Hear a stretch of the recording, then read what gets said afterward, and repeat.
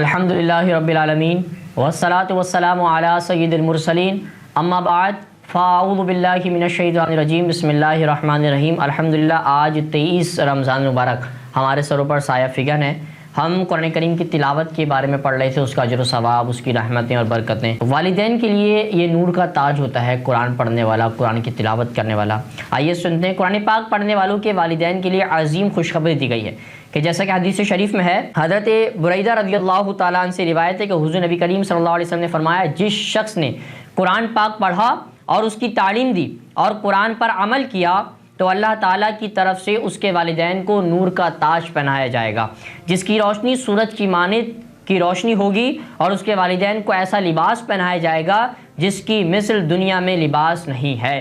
تو اس شخص کے والدین کہیں گے، ہمیں کس وجہ سے لباس پہنایا گیا ہے؟ تو کہا جائے گا، تمہارے بچے کے قرآن کریم پڑھنے کی وجہ سے۔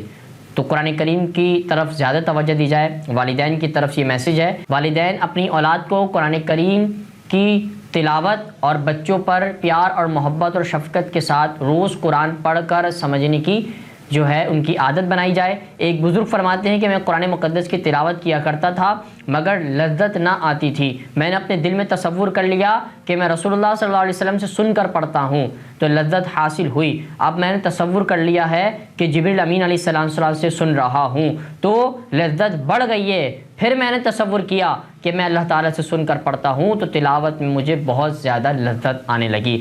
قرآن کریم پڑھنے والے والدین کو نور کا تاج پہنایا جاتا ہے۔ قرآن کریم پڑھنے والے والدین کو جنتی لباس میں بلایا جائے گا۔ قرآن کریم پڑھنے والے سے والدین کو دارین میں عزت ملتی ہے۔ قرآن کریم پڑھنے والے سے قلبی روحانی لذت اور سرور ملتا ہے۔ تو معلوم ہوا قرآن پڑھنے اور پڑھانے والے کو نفع دیا جاتا ہے، اس کے والدین کو بھی نفع دیا جاتا ہے، اور اگر والدین فوت ہو جائے تو ان کے ایصال ثواب کے لیے بھی پڑھنے سے ان کے درجات بلند ہوتے ہیں۔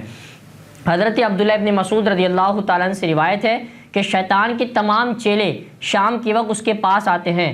ہر شیطان ابلیس لعین کے سامنے اپنے کارنامے بیان کرتا ہے۔ ایک کہتا ہے کہ میں نے فلاں زاہد آبی سے گناہ کروایا ہے، دوسرا کہتا ہے میں نے فلاں کو نیکی کے راستے سے ہٹایا۔ اسی طرح دوسرے شیطانی نے بھی یہ اس طرح کے آپس میں گفتگو کر رہے ہوتے ہیں۔